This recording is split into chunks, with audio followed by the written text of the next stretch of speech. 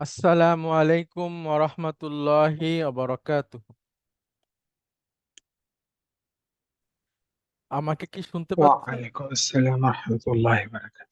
জি, শোনা যাচ্ছে।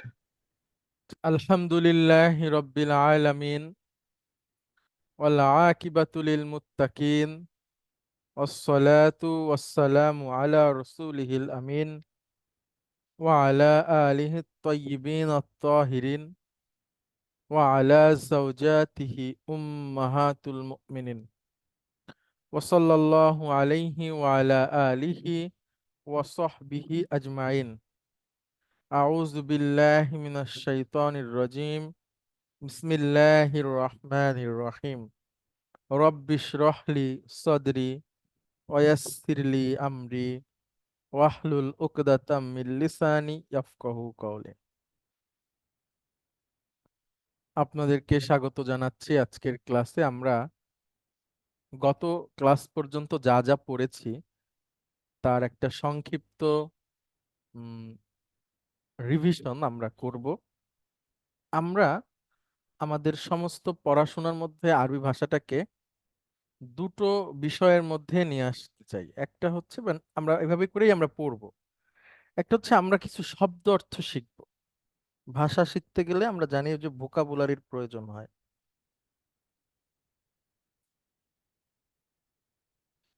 এখন এই ভোকাবুলারি তো আমাদের নিজেদেরই পড়তে হবে। এটা থেকে আসলে কোনো নিয়ম নাই, শেখার পড়তে হবে, মুখস্থ হবে। আর একটা আছে কিছু নিয়ম কানুন। তো সেই নিয়ম কানুনগুলো আমরা আমাদেরকে মনে রাখতে হবে, ব্যবহারিকভাবে প্রয়োগ করতে হবে এবং শিখতে হবে। তো প্রথমত আমরা শিখেছি যে নির্দিষ্ট অনির্দিষ্ট, এটা একটা নিয়ম আমরা শিখেছি যে কোনো শব্দের শেষে যদি তানবিন হয় কমন নাউনের শেষে, তাহলে সেইটা অনির্দিষ্ট। আর যদি আলিফ লাম হয় তাহলে সেইটা নির্দিষ্ট। এবং আলিফ লাম এবং তানবিন তারা বন্ধু না, অর্থাৎ কখনো একত্রে আসে না, একসাথে আসে না। কোনো শব্দের শুরুতে যদি আলিফ লাম হয় তাহলে তার শেষে তানবিন হবে না। কোনো শব্দের শেষে যদি তানবিন হয় তাহলে তার শুরুতে আলিফ লাম হবে না। তো এইটা হচ্ছে আমাদের একটা নিয়ম ছিল। এরপরে আমরা শিখেছি শব্দের শেষে যদি গোলতা থাকে তাহলে সেটা মহিলাবাচক শব্দ হিসেবে আমরা সেটাকে শিখব।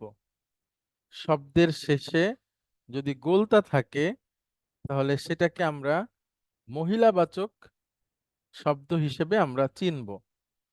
যেমন আমরা বেশ কিছু শব্দ দিয়ে আমরা অ্যাডজেক্টিভ টাইপের শব্দ দিয়ে আমরা পুরুষবাচক থেকে মহিলাবাচক এবং অনির্দিষ্ট থেকে নির্দিষ্ট আমরা এভাবে তৈরি করেছিলাম।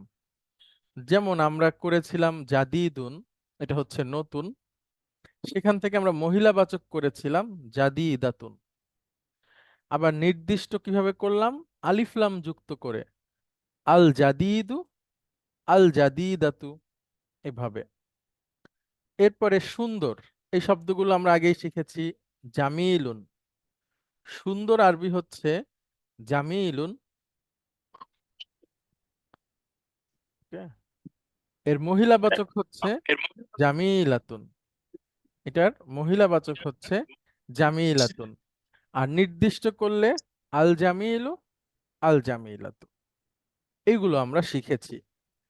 এরপরে আমরা শিখেছি মারফু, মানসুব এবং মাজরুর। লাস্ট ক্লাস আমাদের ছিল মারফু, মানসুব এবং মাজরুরের উপরেই, যে একটা শব্দ মারফু হতে পারে একটা নাউন, মানসুব হতে পারে এবং মাজরুর হতে পারে। এবং বাংলায় এবং আমরা একটা তুলনামূলক চার্ট দেখেছিলাম যে কোন শব্দটাকে আমরা মারফু বলবো, কোন শব্দটাকে মানসুব বলবো এবং কোন শব্দটাকে আমরা মাজরুর বলবো। মারফু হলে সেই শব্দের শেষে পেশ থাকবে, মানসুব হলে জবর থাকবে, আর মাজরুর হলে জের থাকবে। তো এই হচ্ছে আমাদের মোটামুটি নিয়ম ছিল এগুলোই। আজকে আমরা শিখব হচ্ছে আহ একটা নতুন নিয়ম। শুরু করি আমরা। ওকে, আমরা শিখব, আমরা বাক্য তৈরি করা শিখব। এবং সহজেই যেন আমরা বাক্য তৈরি করতে পারি, খুব সহজে, সেটার একটা পদ্ধতি আজকে আমরা শিখবো ইনশাআল্লাহ। প্রথমত আমরা দুটো শব্দ দ্বারা সহজ বাক্য তৈরি করব, সবাই লক্ষ্য করবেন। ইজি শব্দ দ্বারা সহজ বাক্য তৈরি করব। হ্যাঁ, সেটার একটা বৈশিষ্ট্য আছে, কিছু থাকবে। এক, দুইটা শব্দই মারফু হবে, অর্থাৎ আমরা যে বাক্যটা তৈরি করতে যাচ্ছি তার দুইটা শব্দই হবে মারফু। দুই, দুটি শব্দের মধ্যেই জেন্ডারের মিল থাকবে। হ্যাঁ? দুটি শব্দের মধ্যেই জেন্ডারের মিল থাকবে, এবং প্রথম শব্দটা হবে নির্দিষ্ট এবং পরের শব্দটা হবে অনির্দিষ্ট। তাহলে আমি আবারও বলছি যে আমরা দুটো শব্দ তৈরি করব, দুটো শব্দই মারফু, দুটো শব্দের মধ্যেই জেন্ডারের মিল। প্রথম শব্দটি নির্দিষ্ট এবং পরের শব্দটি অনির্দিষ্ট। হ্যাঁ, আচ্ছা, জাকির হুসাইন, আপনি বলেন আমরা যে সেন্টেন্সটা তৈরি করতে যাচ্ছি তার আহ, বৈশিষ্ট্যটা কেমন এখানে আছে, দেখে বলতে পারেন।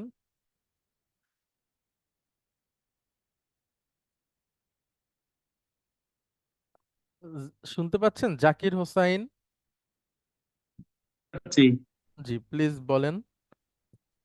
আচ্ছা, দুইটি শব্দই মারফু হবে, হুম। দুইটি শব্দের মধ্যে জেন্ডারের মিল থাকবে, হুম। আর প্রথম শব্দটি নির্দিষ্ট এবং পরের শব্দটি অনির্দিষ্ট হবে। হুম। হ্যালো। জি জি জি। জি। আচ্ছা, তারপরে ইমরান খান, আপনি বলেন। আসসালামু আলাইকুম। জি, ওয়ালাইকুম আমরা আসসালাম। দুটি শব্দ দ্বারা সহজ বাক্য তৈরির জন্য আহ দুইটা শব্দই হচ্ছে মারফু হবে, এবং দুটি শব্দের মধ্যে জেন্ডারের মিল, পুরুষবাচক হলে দুটো পুরুষবাচক অথবা মহিলাবাচক হলে দুটো মহিলাবাচক হবে।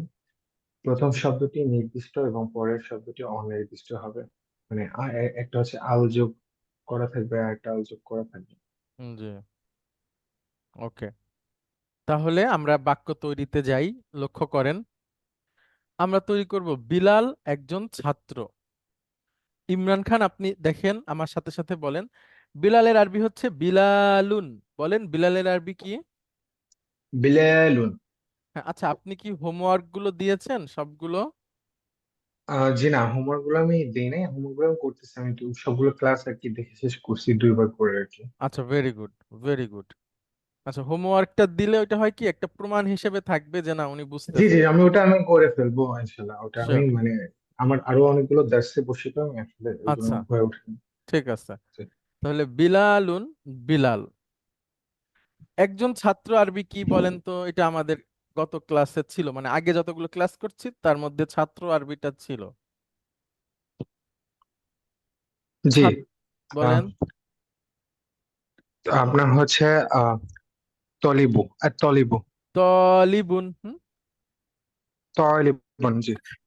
একজন ছাত্র হলে সেটা তলিবুন, তলিবুন অনির্দিষ্ট। একজন ছাত্র, হ্যাঁ তলিবুন এখন অনির্দিষ্ট। বলেন তো, বিলাল একজন ছাত্র, আরবি কি হবে বাক্যটা? বিলাল একজন ছাত্র। হ্যাঁ, আহ, আগে বিলালকে নিয়ে আসেন। জি। বিলা আহ, বিলালুন তলিবুন। না, আত্মলিবুন ও, হবে না। বিলালুন, বিলালুন তলিবুন, জি জি। গুড। বিলালুন কারণ তলিবুন। একজন ছাত্র, জি। হ্যাঁ, এখন আমাদের শর্ত বিলালুন ছিল, তলিবুন।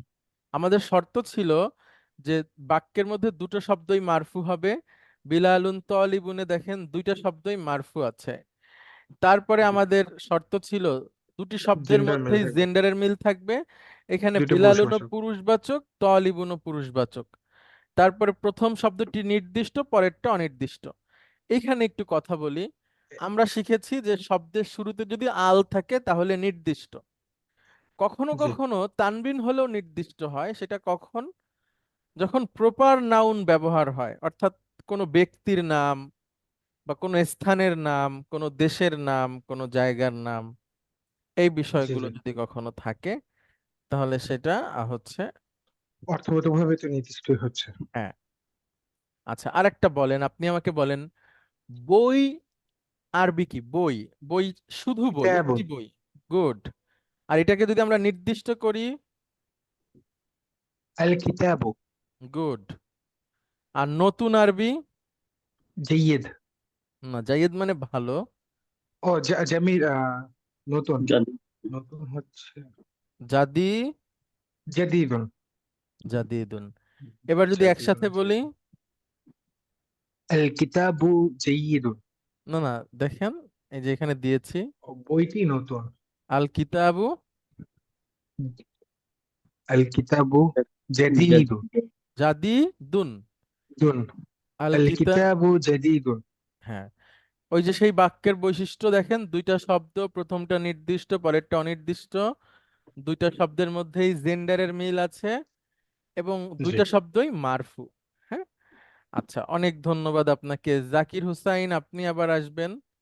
আপনি জি, বলেন, আপনাকে ধন্যবাদ। হামিদ একজন শিক্ষক।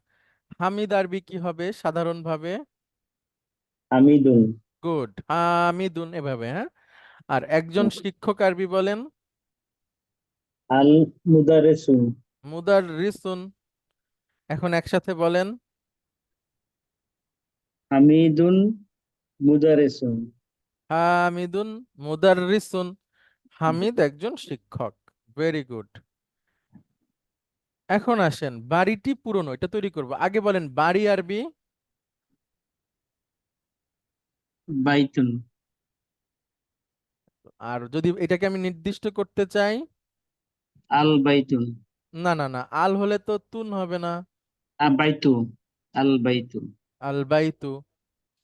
পুরনো আরবি বলেন?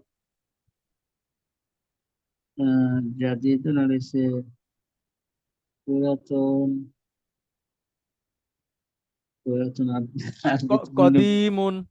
কদিমুন। জি। তাহলে এবার একসাথে বলেন? আল বাইতু কাদিমুন। কদিমুন, হ্যাঁ। আল জি। বাইতু কদিমুন। কাদিম। আচ্ছা, অনেক ধন্যবাদ। ইমরান খান, আপনি আবার আসবেন প্লিজ। এবার আমরা তৈরি করব কক্ষটি পুরনো। আচ্ছা, কক্ষ আরবি কি মনে রাখতে পেরেছেন? তথ্য মানে গুরুফাতুন বা হুজুরাতুন না, এরকম ঠিক আছে, কিছু। গুরফাতুন। এখন গুরফাতুন। এটাকে নির্দিষ্ট করেন তো? আল গুরফাতু। আল গুরফাতু। পুরনো আরবি বলেন? কদিম। কদিমুন। এখন দেখেন, আমরা বানাবো কক্ষটি পুরনো, তাহলে বলেন তো কি হবে? আল গুরফাতু কদিম। আচ্ছা, এখন গুরফাতু কি পুরুষবাচক নাকি মহিলাবাচক? মহিলাবাচক। তাহলে ও আচ্ছা, কদিমুন তাহলে কি আমাদের? কদিমাতুন। গুড। কদিমাতুন করতে হবে, তো আচ্ছা। একসাথে জি যদি জি। বলি? তাহলে আল গুরফাতুন কদিমাতুন। আবার একটু পরিষ্কার করে বলেন? আল গুরফাতু। আল গুরফাতু কদিমাতুন। গুড। আল গুরফাতু কদিমাতুন। তাহলে দেখেন, আমরা আগের সেন্টেন্সে দেখলাম বাড়িটি পুরনো, তখন আমরা কি বলেছি আরবিতে? আল বাইতু, কদিমাতুন। না কদিমুন। আল ও বাইতু। হ্যাঁ, কদিমুন। আল বাইতু কদিমুন, কারণ ওটা আ- পুরুষবাচক ছিল। আর যখন একটা রুমের ব্যাপারে বলছি? মানে আল গুরফাতুন কদিমাতুন।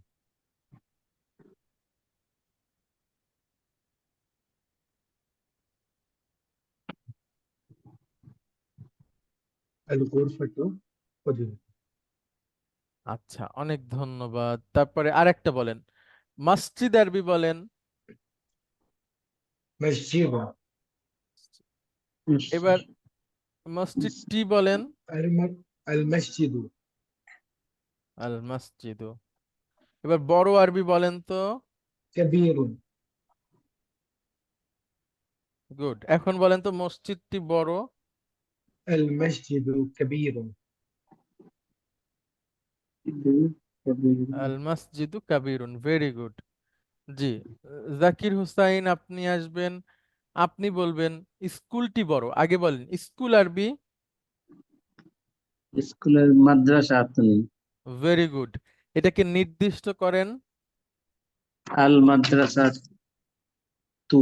গুড। বড় আরবি।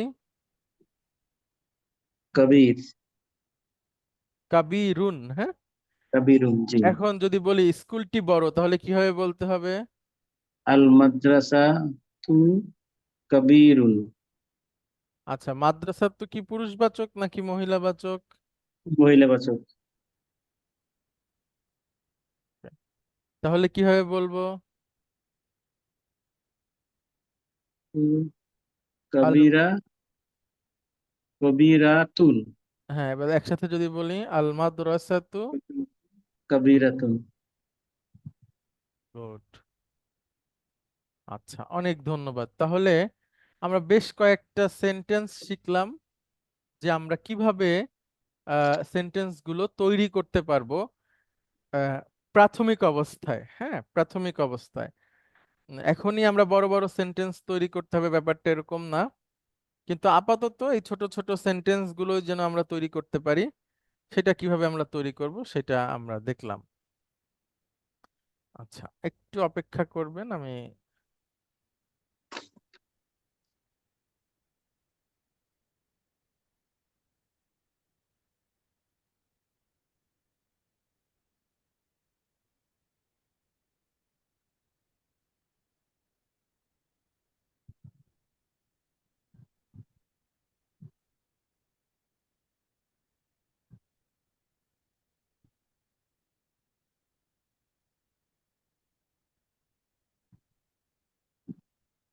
উত্তর দেব। আচ্ছা, এবার আমরা চলে আসি কিছুটা শাস্ত্রীয় কথায়। অর্থাৎ আমরা তো বাচ্চাদের মতো করে কিছু টেকনিক শিখছি, এবার একটু ভাষাগত ব্যাপারে আসি, অর্থাৎ গ্রামারের ভাষা এগুলাকে কি বলে। মুবতাদা এবং খবর খুবই গুরুত্বপূর্ণ দুইটা শব্দ। ইংরেজিতে যেটাকে সাবজেক্ট এবং প্রেডিকেট বলে, আরবিতে সেটাকে মুবতাদা এবং খবর বলে। মুবতাদা কি? সাবজেক্ট। আর খবর কি? প্রেডিকেট। এখন আমরা আগে আসি সাবজেক্ট প্রেডিকেট বা মুবতাদা খবর কি জিনিস, কাকে বলে এটা। প্রথমত এদের যে ঠিকানা, আসল ঠিকানা, সেটা হচ্ছে নামবাচক বাক্যের মধ্যে সাধারণত তাদের বসবাস বা তাদেরকে আমরা খুঁজে পাবো।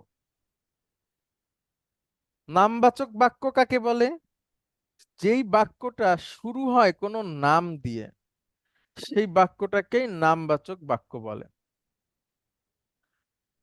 তো নামবাচক বাক্যের মধ্যে যাকে নিয়ে আলোচনা করা হয় তাকে মুবতাদা বলে, ইংরেজিতে যাকে বলা হয় সাবজেক্ট। অর্থাৎ একটা বাক্যের মধ্যে যাকে নিয়ে আলোচনা করা হয় তাকে বলা হয় মুবতাদা, আর তার সম্পর্কে যে ইনফরমেশন দেওয়া হয় তাকে বলা হয় খবর। বাংলায় যেটাকে খবর বলে, আরবিতেও সেটাকে খবর বলে। একই, বাংলায় যেটাকে খবর বলে আরবিতেও সেটাকে খবর বলে। ইংরেজিতে এই খবরকে বলা হয় প্রেডিকেট। যেমন আমি যদি বলি ইমরান খান, আপনি আনসার দেন, আমি বললাম হামিদ একজন ডাক্তার। এই বাক্যটা শুরু হয়েছে একজনের নাম দিয়ে। এই বাক্যে আমরা কাকে নিয়ে আলোচনা করছি? হামিদকে নিয়ে। তাহলে হামিদ হচ্ছে মুবতাদা। মুবতাদা বা সাবজেক্ট। আর সাবজেক্ট। হামিদ সম্পর্কে আমরা কি ইনফরমেশন দিলাম? যে সে একজন ডক্টর।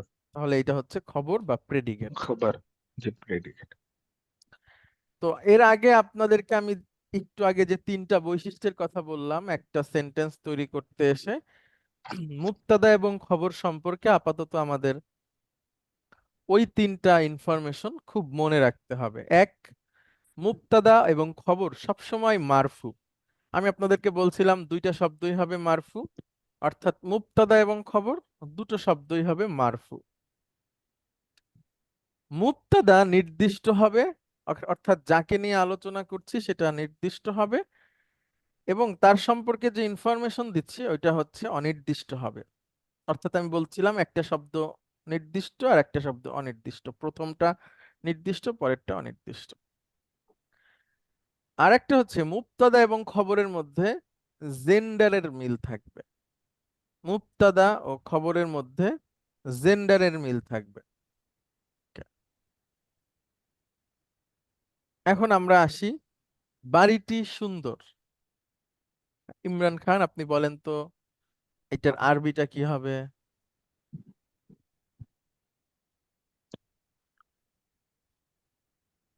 আল বাইতু, আল বাইতু জামিলাতু। না না, জামিলুন, বাড়িটা ও পুরুষবাচক। ও, বাইতু এটাও আছে, গোলতা না, এটা ভুলে গেছি। হ্যাঁ, তাহলে বলেন আল বাইতু জামিলু। আল বাইতু জামিলুন। Very good. এখানে আমরা কার সম্পর্কে আলোচনা করছি? বাড়ি বাড়ি সম্পর্কে। সম্পর্কে। হ্যাঁ, আর তার সম্পর্কে আমাদের ইনফরমেশনটা কি? যে এটা সুন্দর। একটি সুন্দর বাড়ি। গুড। হ্যাঁ, তাহলে এইভাবে করে আমরা আমাদের সেন্টেন্স গুলো তৈরি করব। আমি হোমওয়ার্কে আপনাদের একটা শীট যুক্ত করে দিব, সেখানে বাংলা দেওয়া থাকবে, আপনারা আরবি করার চেষ্টা করবেন। বাংলা দেওয়া থাকবে, আরবি করার চেষ্টা করবেন। আচ্ছা, আমাদের আজকে যারা আরো থাকার কথা তারা সবাই নেই, আমি সবার সাথে একটু যোগাযোগ করে নিব, তারপরে আগামী ক্লাসে আশা করি সবাই থাকবে।